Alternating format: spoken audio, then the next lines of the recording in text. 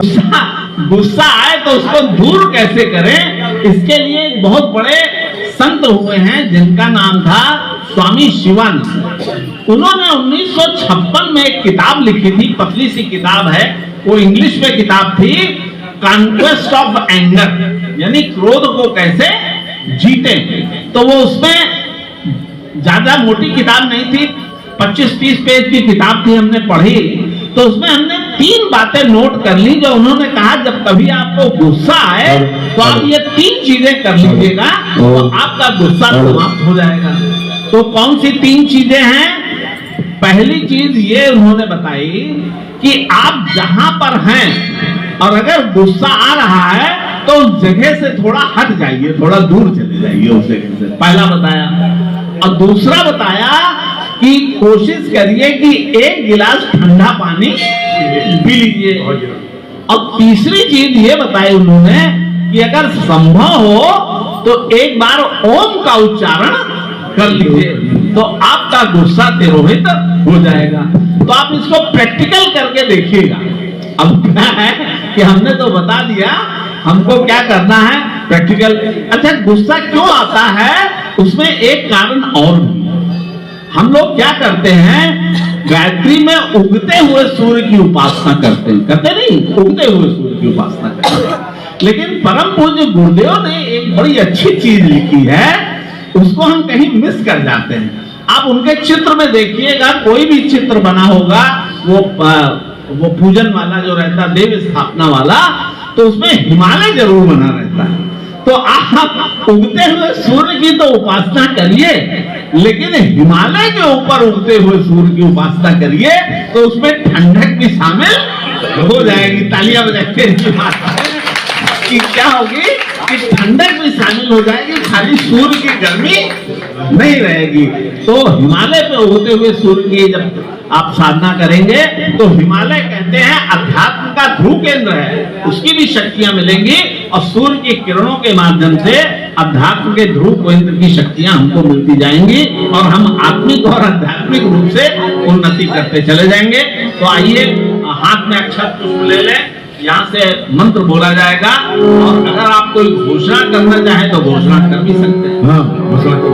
हाँ, माइक पहुंच गए हैं। हाँ भाई, गुस्सा बहुत आवश्यक है, सारा मिशन इसी पे टिका है। हम सुधरेंगे जब सुधरेगा, हम लोग यही एक प्रयास करते रहते हैं, बहुत जरूरी है। कमियां देखी जाए तो बहुत सारी है अभी, कुछ छूटी है, गुरुदेव की कृपा से कुछ काम कर लेते हैं। प्यार तो हम करते हैं बहुत लोगों से, मैंने बता दिया नरेंद्र जी ने, लेकिन जब कोई अनौचित सा दिखता है या हमें समझ में आता है कुछ भी कहने, तो हमें क्रोध वाकई बहुत आता है, बहुत ज्यादा क्रोध आता है। फिर उस समय क्रोध क्या करता है, जिसके ऊपर क्रोध आता है उसे नुकसान करता है, उसे निश्चित ही नुकसान करता है, बच नहीं पाता। और साथ ही जब ऐसी स्थिति बनती है तो हमें भी नुकसान करता है।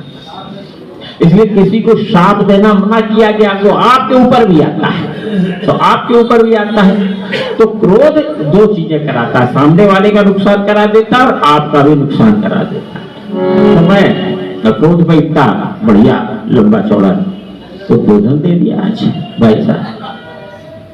तो मैं हाथ में अक्षत पुष्प ले करके मैं गुरुदेव से प्रार्थना करूंगा कि जो आता है, जो थोड़ा बहुत कभी कभी जो आता है तो तगड़ा ही आता है, तो उस पर अंकुश गुरुदेव ही लगाएंगे, हम प्रयास करेंगे।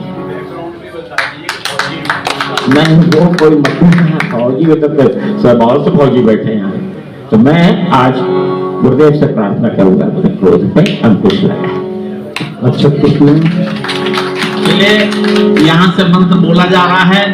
अब क्रोध और गुस्से में तमाम मेडिकल रिसर्च भी हुई है, कहते हैं जब गुस्से में होता है तो एडवर्स हार्मोनल सेक्रेशन होते हैं। एक हार्मोन होता है डिऑक्सीकार्डिकोस्टेरोन और दूसरा होता है एसटीएच, सोमैटोट्रोफिक हार्मोन जिसे कहते हैं, वो उत्पन्न होता है जिससे शरीर में 14 तरह की बीमारियां भी हो जाती हैं। जो हाइपरटेंशन है वो इसी का कारण है कि ये दो हार्मोन डिसबैलेंस कर देते हैं, हमारी नसों नाड़ियों को कड़ा कर देते हैं। तो आइए हम भगवान से प्रार्थना करें, ये संकल्प ले रहे हैं, लेकिन हम सब भी संकल्प ले लें कि हमारे अंदर कभी जीवन में अनुचित आवेश न प्रवेश करने पाए। आइए मंत्र बोलिए। ओम अग्ने व्रतपते व्रतं चरिष्यामि तत्ते प्रब्रवीम तक्षकेयम् तेन हृदयासमिदमहम् अनितात सत्यं पयेमि। ओम वावे व्रतपते व्रतं चरिष्यामि तत्ते प्रब्रवीम तक्षकेयम् तेन हृदयासमिदमहम् अनितात सत्यं पयेमि। ओम सूर्यव्रतपते व्रतं चरिष्यामि तत्ते प्रब्रवीम तक्षकेयम् तेन हृदयासमिदमहम् अनितात सत्यं पयेमि। ओम चंद्रव्रतपते व्रतं चरिष्यामि तत्ते प्रब्रवीम तक्षकेयम् तेन हृदयासमिदमहम् अनितात सत्यं पयेमि। ओम व्रतानां व्रतपते व्रतं चरिष्यामि तत्ते प्रब्रवीम तक्षकेयम् तेन हृदयासमिदमहम् अनितात सत्यं पयेमि। गुरुदेव के चरणों में समर्पित कर दीजिए, क्योंकि गुरुदेव ही महाकाल हैं, वही अपने अंदर सब विश्व को धारण